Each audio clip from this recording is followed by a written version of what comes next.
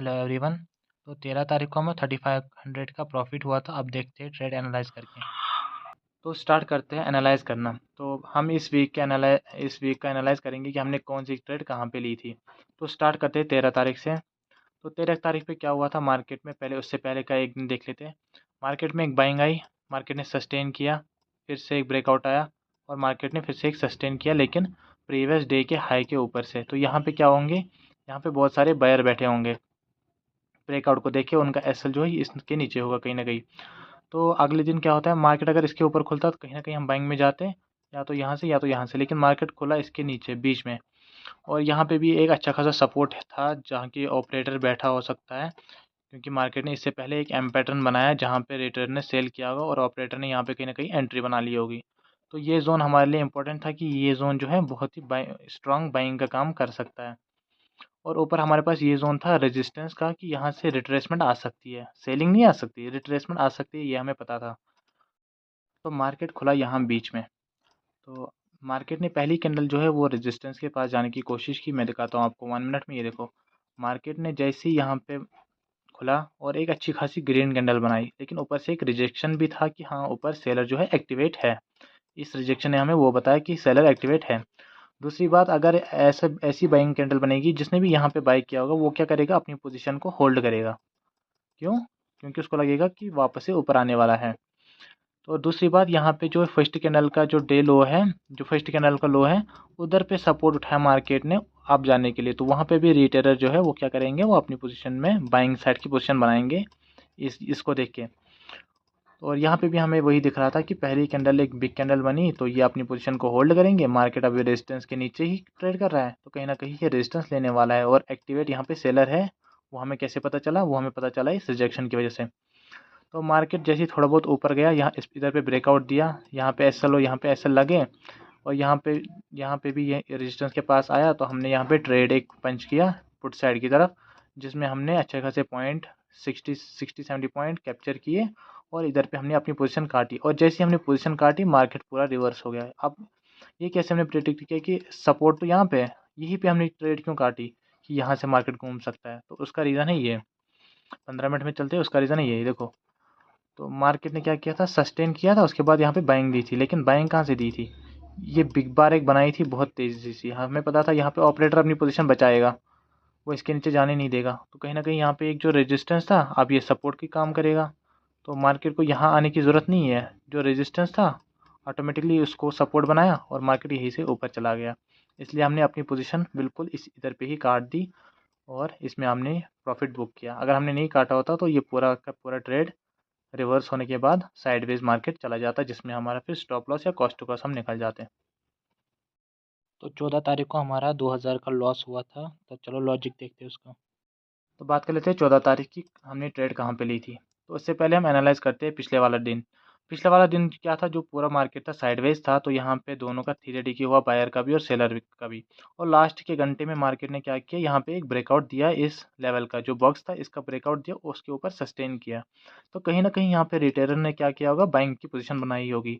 लेकिन हमें समझने में गलती ये हुई, हमें लगा ये जो सेलर का जोन है, कहीं ना कहीं इसको देख के यहाँ पे सेलर भी आए होंगे और ऊपर भी सेलर बैठे हैं, क्योंकि सेलिंग सेलिंग वेरी स्लो है, सेलिंग कभी भी स्लो नहीं आती है। तो उसके बाद मार्केट जैसे ही हमें यहाँ पे गैप अप ओपनिंग मिली इस सपोर्ट के ऊपर, तो हमें लगा कि कंफर्मेशन हाँ कि ये सपोर्ट काम करने वाला है, ऊपर सेलर के असल है, ये भी ट्रैप हुए।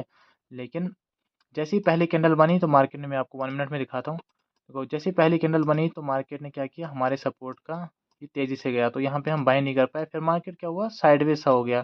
तो ये हमें इंडिकेट कर रहा था कि मार्केट कहीं ना कहीं बाइंग जो है वो स्लो है। लेकिन उसके बावजूद भी मार्केट में हमें लगा कि बाइंग बाइंग में जाने वाला है मार्केट। क्यों? क्योंकि हमारे पास नीचे सपोर्ट जोन है। एक तो हमें इंडिकेट हुआ था पहली बाइंग जो है वो स्लो है, और दूसरी बात यहाँ पे हमें गलती हुई, जो सेलिंग जो है वो वेरी फास्ट आई। तो हमें यहाँ पे बाइंग को अवॉइड करके यहाँ पे ट्रैपिंग का ये लगाना था, ट्रैपिंग वाली वो लगानी थी स्ट्रेटेजी, कि ब्रेकआउट आया, ब्रेकआउट फेलियर हुआ, नीचे क्लोज हुआ, तो वो। लेकिन हमने गलती की, हमने जैसे ही सपोर्ट के पास मार्केट आया, मैं आपको दिखाता हूँ इधर पे, जैसे सपोर्ट के पास आया मार्केट, और उसके बाद उसने एक दो कैंडलें बना के मुझे समझ आया कि नहीं भाई ये ट्रेड गलत हो चुका है। और यहाँ पे हमने एंट्री बनाई, थोड़ा सा कैंडलें 2-4 मिनट रुके, जैसे ही वो फिर से ब्रेक करने लगा, 15 मिनट की कैंडल जैसी क्लोज हुई, जैसे ये 15 मिनट की कैंडल क्लोज हुई तो उधर पे हमें इंडिकेट हो गया कि हाँ यहाँ पे ट्रैपिंग हो गई है, मार्केट इनको टारगेट करने वाला है। तो कहीं ना कहीं मार्केट फिर डाउन साइड गया और इसमें हमारा एसएल चला गया, सिर्फ इतनी छोटी सी बात की वजह से कि यहाँ पे ब्रेकआउट आया, यहाँ पे बायर ज़्यादा बैठे होंगे एज़ कम्पेयर टू सेलर। तो 15 तारीख हमारा 3700 का प्रॉफिट हुआ। आइए ट्रेड का लॉजिक देखते हैं। तो बात कर लेते हैं 15 तारीख की। 15 तारीख हमने किस तरीके से ट्रेड किया, तो उससे पहले हम देख लेते हैं एक दिन पहले क्या हुआ। तो मार्केट में हमें दिखा कि यहाँ पे बायर ट्रैप हुआ है, मार्केट ने फुल सेलिंग दी और रिट्रेसमेंट करके फिर से गिरने की कोशिश कर रहा है। तो यहाँ पे कहीं ना कहीं सेलर तो बैठे होंगे क्योंकि ये लास्ट की कैंडल जो है इंडिकेट कर रही है सेलिंग में। तो यहाँ पे रिटेलर जो है यहाँ पे बैठे होंगे सेलिंग में। और दूसरी बात, यहाँ पे जो सेलर आए उनको रिट्रेसमेंट में थोड़ा बहुत निकाला होगा मार्केट ने। तो ये बात भी हो सकता है कि मार्केट कंटिन्यू कर सकता है, ये बात तो है। दूसरी बात, जैसे मार्केट हमें लगा अगर मार्केट इसके नीचे खुलेगा कहीं ना कहीं मार्केट इसका रेजिस्टेंस लेके मार्केट कंटिन्यू कर सकता है, या तो इसके नीचे ही होना चाहिए, तो तब जाके मार्केट ऐसे एम पैटर्न बना के यहीं से सपोर्ट ले सकता है। लेकिन इतना सेलिंग तो आ सकती है। या तो मार्केट हमने हमने प्लान रखा था बना के मार्केट इसके ऊपर खुलेगा, इसको सपोर्ट बनाएंगे, क्यों यहाँ पे ये सब ट्रैप हो जाएंगे। तो जो हमने प्लान इधर पे बनाया था वही प्लान हमें यहाँ पे है बाइंग साइड का। तो मार्केट जैसे ही खुला वो खुला अप साइड। अप साइड जैसे ही खुला मार्केट ने जो हमारा बाइंग जोन था उसको टच किया। ये 1 मिनट कैंडल वाली जो है वो टच किया और एकदम से ऊपर चला गया। मैं आपको 1 मिनट में दिखाता हूँ, ये देखिए मार्केट ने हमारे जोन को टच किया, तेज़ी से आया तेज़ी से गया। तो इसमें हमारी एंट्री नहीं हो पाई, और हम एंट्री हमेशा अपनी जोन पे लेते हैं, कभी भी ऊपर हम एंट्री नहीं लेते। तो हमने इस एंट्री को मिस होने दिया, जो ये वाली एंट्री थी। उसके बाद मार्केट ऊपर गया और जो हमारा जो पिछला जोन था जो हमने बाइंग की थी, इसको जिधर पे हमारा एसएल, तो इसी को लगा के कि हाँ ये जोन अब काम करने वाला है। एक बार इसने ट्रैपिंग कर ली है, अब ये ट्रैपिंग नहीं करेगा, अब ये सपोर्ट काम करेगा। क्योंकि ट्रैपिंग जो है एक ही बार होती है, दूसरा ब्रेकआउट जो होता है वो रियल ब्रेकआउट होता है। तो हमें अब पुल बैक, जैसे हमें पुल बैक देखने को मिला उधर से, और इस वाली कैंडल में हमने जैसे मार्केट में हमें देखा कि 15 मिनट कैंडल में ऊपर जा रहा है, मार्केट हाई बनाया, एक पुल बैक आने की कोशिश और यहाँ पे एक सपोर्ट बनाने की कोशिश कर रहा है। तो मार्केट में जैसे ही ये सपोर्ट के पास आया और छोटी छोटी कैंडलें लगा बनाने, तो हमने यहाँ पे एक एंट्री ली। 15 मिनट में दिखाता हूँ, यहाँ पे हमने एक एंट्री ली। हमारा एसएल था इसी जोन के नीचे 30 पॉइंट का, और टारगेट था इस रेजिस्टेंस का, जो ये रेजिस्टेंस है यहाँ पे, जो पिछला रेजिस्टेंस है, जो मैंने कहा था कि यहाँ पे मार्केट रुक सकता है, उसके बाद ब्रेकआउट आ सकता है।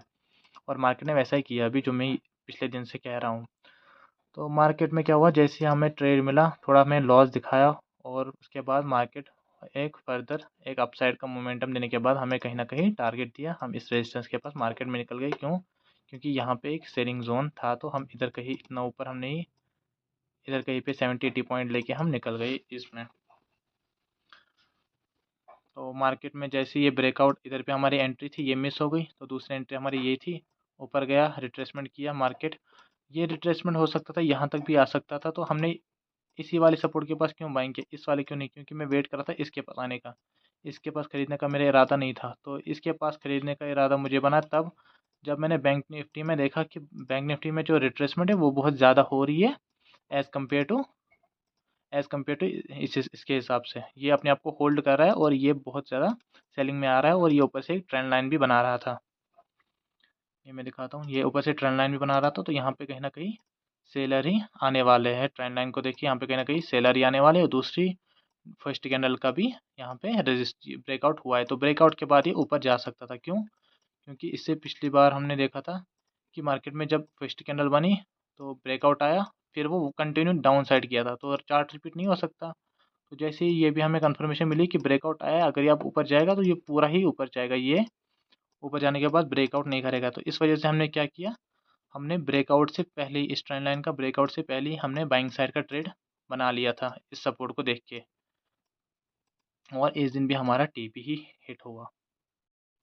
तो ये वीडियो जो है बड़ी हो गई थी, जो इसके 2 दिन बचे हैं वो हम दूसरे पार्ट में डालेंगे।